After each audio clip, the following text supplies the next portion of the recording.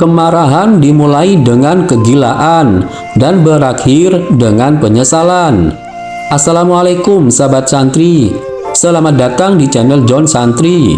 Semoga sahabat santri selalu dalam keadaan sehat walafiat. Pada video kali ini, kita akan membahas kutipan kata-kata bijak dari Ali bin Abi Thalib. Baiklah, mari kita mulai pembahasannya. Kemarahan dimulai dengan kegilaan dan berakhir dengan penyesalan. Kutipan tersebut adalah kata-kata bijak dari Ali bin Abi Thalib yang merupakan salah satu sahabat Nabi Muhammad SAW. Kutipan tersebut menggambarkan siklus emosional yang sering dialami seseorang ketika marah. Ini menunjukkan bahwa kemarahan seringkali dipicu oleh sesuatu yang membuat kita kehilangan kendali atau rasionalitas kita yang disebut kegilaan. Dalam konteks ini, kegilaan ini bisa berupa reaksi spontan terhadap situasi yang mengecewakan atau menyakitkan. Namun, setelah kemarahan mereda, seringkali muncul perasaan penyesalan. Penyesalan ini bisa karena tindakan yang diambil selama marah tidak dipikirkan dengan matang atau karena telah menyakiti orang lain. Ini adalah refleksi dari pemahaman bahwa kemarahan seringkali tidak menyelesaikan masalah dan kadang-kadang malah membuat situasi menjadi semakin lebih buruk. Secara keseluruhan, kutipan ini mengingatkan kita untuk selalu berhati-hati dengan emosi kita dan untuk mencoba menangani situasi yang menantang dengan cara yang lebih tenang dan terkontrol, sehingga kita dapat menghindari siklus negatif dari kemarahan dan penyesalan. Ini juga menekankan pentingnya kesadaran diri dan pengendalian diri dalam mengelola emosi kita. Kemarahan yang muncul tiba-tiba seringkali disebabkan oleh berbagai faktor, baik internal maupun eksternal. Berikut adalah beberapa alasan mengapa seseorang mungkin merasa marah secara mendadak. Pertama, pemicu yang tidak disadari. Terkadang ada pemicu yang tidak kita sadari, seperti aroma, gambar, atau pikiran yang datang tiba-tiba, yang dapat memicu kemarahan. Kedua, ekspektasi yang tidak sesuai kenyataan. Ketika harapan tidak terpenuhi, hal ini bisa menimbulkan rasa frustasi dan kemarahan. Ketiga, stres. Stres dapat menyebabkan seseorang merasa terancam dan memicu respon marah sebagai mekanisme pertahanan. Keempat, kurang tidur. Kurang tidur dapat mempengaruhi suasana hati dan membuat seseorang lebih mudah marah.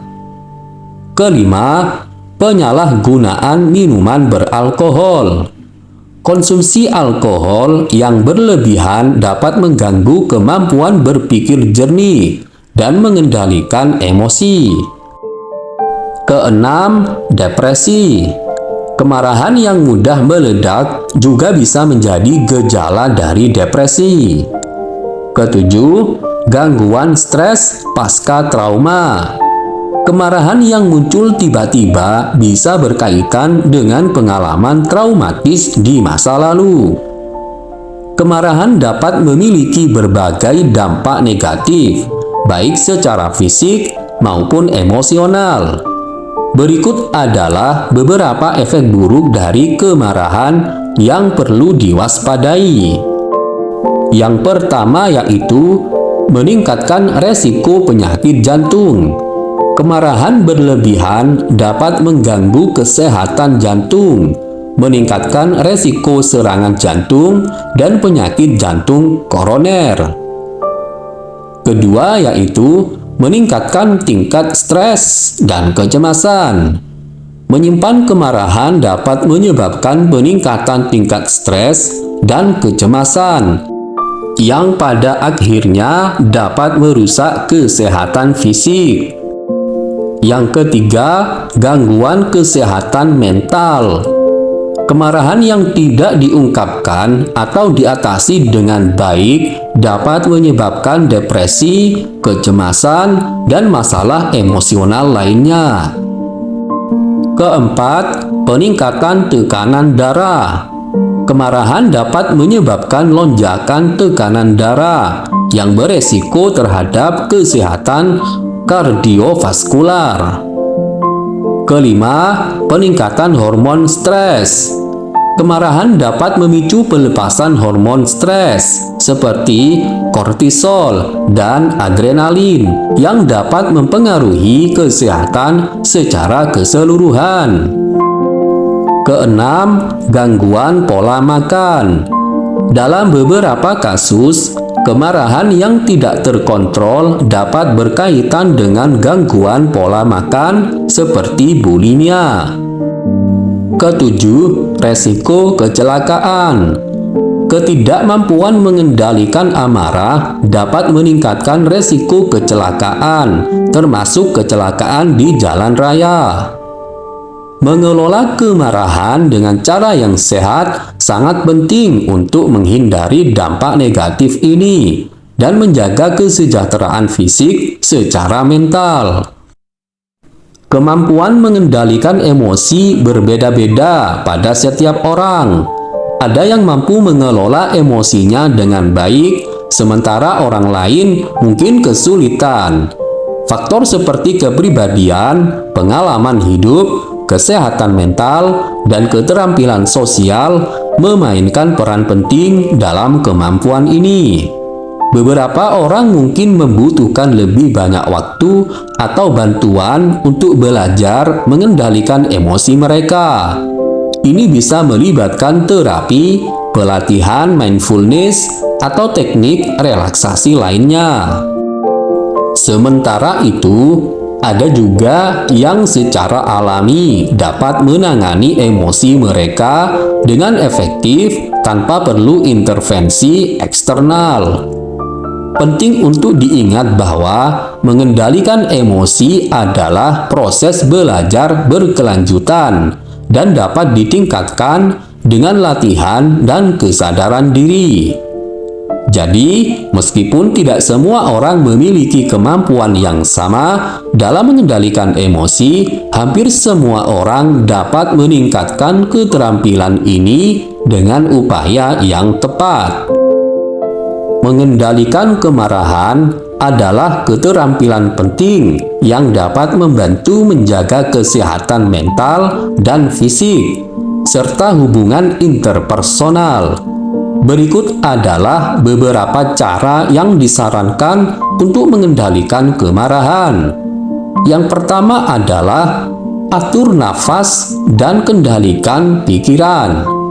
Saat merasa marah, tarik nafas panjang dan dalam, kemudian hembuskan secara perlahan. Ulangi hingga tenang. Kedua adalah temukan penyebab kemarahan. Mengidentifikasi apa yang memicu kemarahan bisa membantu Anda mengatasinya dengan lebih efektif. Ketiga adalah tenangkan diri sebelum berbicara atau bertindak.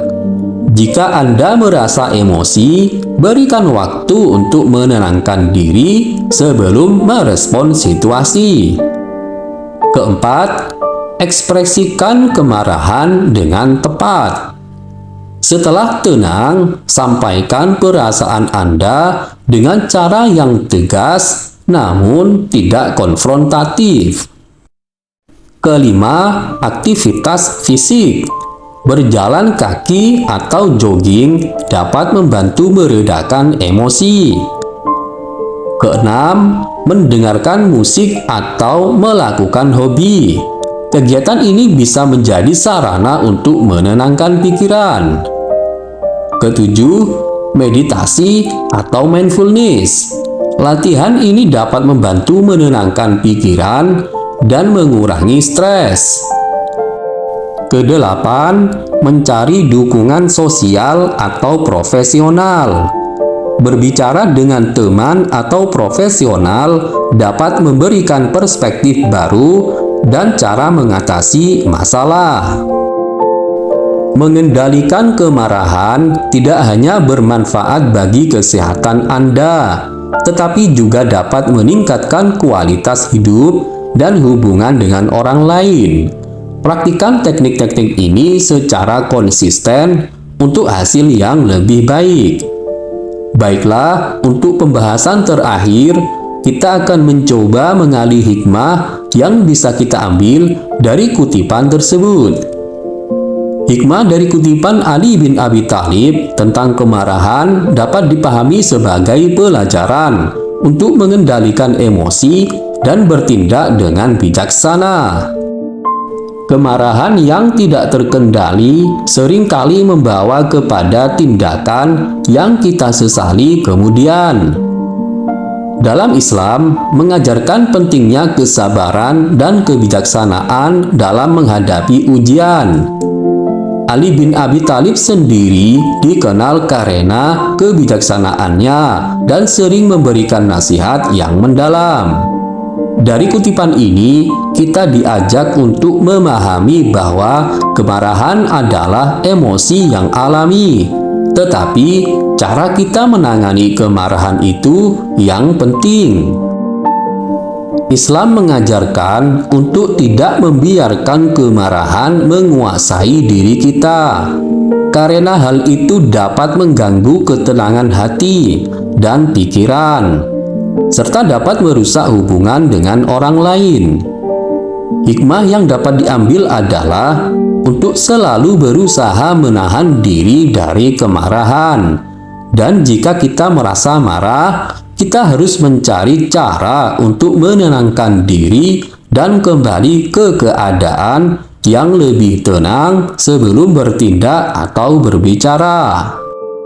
Hal ini sesuai dengan ajaran Islam yang menekankan pentingnya mengendalikan nafsu dan emosi, serta berlaku adil dan bijaksana dalam segala situasi.